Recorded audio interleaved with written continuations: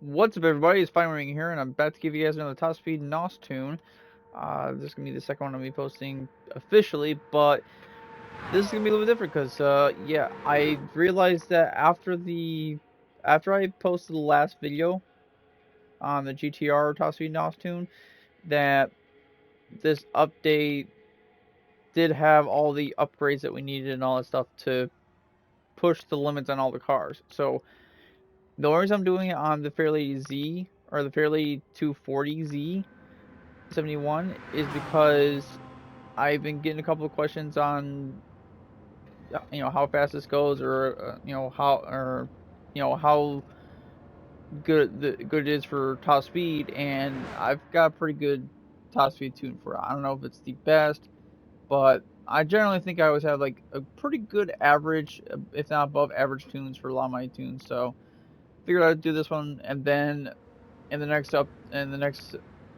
video I will give you guys an update on the GTR. It does go a little bit faster, but I'm not gonna tell you guys, you know. Well, I will let you guys know it does go 300 with all the new upgrades, but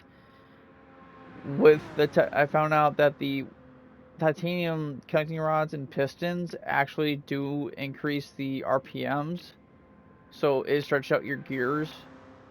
Even if it doesn't, it does stretch out your gears in the transmission. So if you do buy that and you go and you still have my tune for the GTR Nismo, it will not go the same speed as I'm saying, because the gear's too long for it to actually hit the peak of that speed.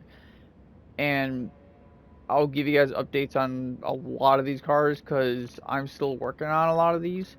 This one I've got pretty much down.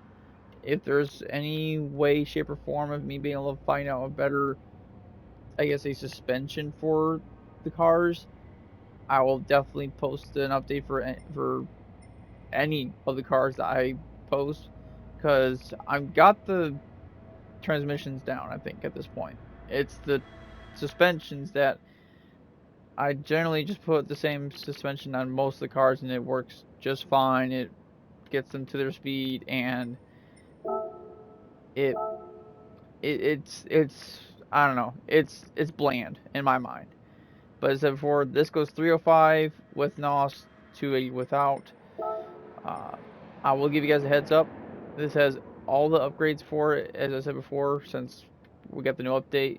It's the LS7 Rampage motor in it with 1104 horsepower. I do have the wide stance on the wheels just to help it a little bit in the turns. It didn't seem to have that much of a problem, but just to be safe, I did that. So if you guys don't want to do that, it's up to you guys. But generally now, what I've been doing is just getting either new tires, or the car can have it. I'll give it the wide stance with stock tires, depending if you can do that with the car. Uh, but I'll talk about more on how I've been upgrading the cars. Just give you guys a little bit of a advice. I probably will be just doing a straight up just essential upgrades for all the cars for top speed tuning video later. But for now, I'm just gonna keep posting the top speed tunes for now. But going into the suspension, as I said before, it's pretty much a standard suspension that I normally give, all the way down in the front and rear. I brought the anti-roll bars up because with it being an older car, some of the older cars, like I want to say pre 85 to 89, so anything that's like in the lower 1980s or older, generally have a little bit of stability problem on the straights. So I've been doing that with a lot of the older cars lately. The compression is going to be 40 front and rear like usual, 30 for expansion.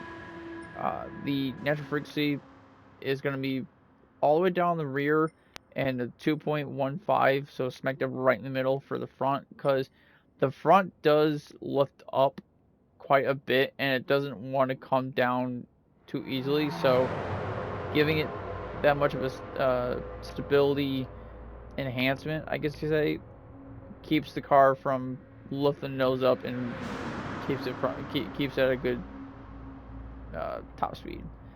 And then for camber, I just have 1.0. That's kind of what I've been doing a lot of the tunes now, since a lot of the cars I've been said before have wide stance on their wheels. Going over to the transmission, because I don't do the differential for a lot of the cars. If you guys want to, it's up to you guys. I generally don't do it because the differential in my mind is more beneficial on tracks that's not Round X in my mind. Going over to the transmission, you want to take once you buy the fully customizable racing transmission or the manual transmission, wherever which one you guys want to do, they both are the exact same. Just the manual gives you lower performance points for some reason. I really don't know why, but that's how it is. But you want to take your top speed up to 500, and then that's honestly about it. I did not touch the final. I just brought the top speed up to 500 and kind of left it there. The only gear that I messed with just to be able to make it go to 280 was fifth gear. So you want to bring the fifth gear to 0.486. If you guys can't match that, try to match the rightmost number as I did before. But it seems like everyone's be able to match my numbers so far, I think. But yeah, in sixth gear is what you're going to be running the 305. If not, it's definitely fifth gear is going to be your 305.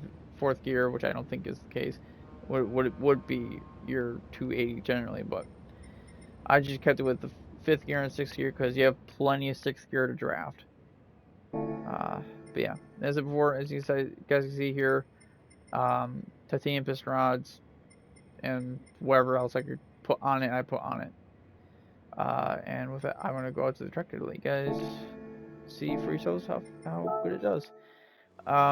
Just giving you a heads up, I would absolutely highly recommend to put traction control while going up to like 200, 250, I would say, because it has a lot of wheel spin up until pretty much fifth gear. I'll show you guys that it goes at least 280 first, and then I'll pop straight into I'll pop straight into sixth gear. It may go a little bit faster. I don't know why it wouldn't, but it did go 280 on my last try on this, and I don't know why it's going 280 uphill. Honestly, I have a little reason why it's going any much faster than it was before, but right now it goes 305 to my knowledge. I mean, as I'm recording this right now, I'm doubting that it goes 305 now. I have a feeling it goes like higher, faster than that for some reason, but it definitely goes 280 for sure. I may have messed with the fifth gear and then not updated it, but it goes from it looks like 284, if not 283 by itself. But with the upgrades I put onto it, it works out just fine. I do have comfort mediums on it because that's what it came with, and I just kept it. That's what I've been kind of doing with a lot of the cars. As of recently, I have been trying to put either comfort softs or sports hards on the tires, just that way you have a little more control on the turns. But yeah, but as I said before, with this, you will want to go into sixth gear because it won't go above, I think, 302 if that out of the turn. So you want to go into sixth gear, and it'll climb up to that 305. It may go faster than if they do another update relatively soon, which we will. But this gives you plenty of room for upgrade. If you guys want to mess with it, you guys can. It's up to you guys. But as I said before in the video, while I was showing you guys, the general upgrades I've put to the cars, that I've been putting to the cars now, is rear diffuser if it can have it, and if it will not mess with the actual car. because I've been finding out that the rear diffuser actually does add downforce.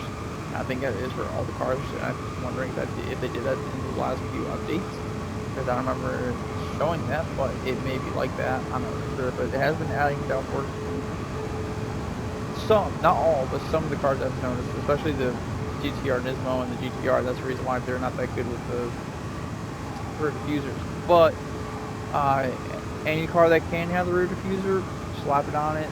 If it goes slower than you either see me doing, or if it's going slower than what everyone else is going, then I would take it off. But so far, it's been working just fine.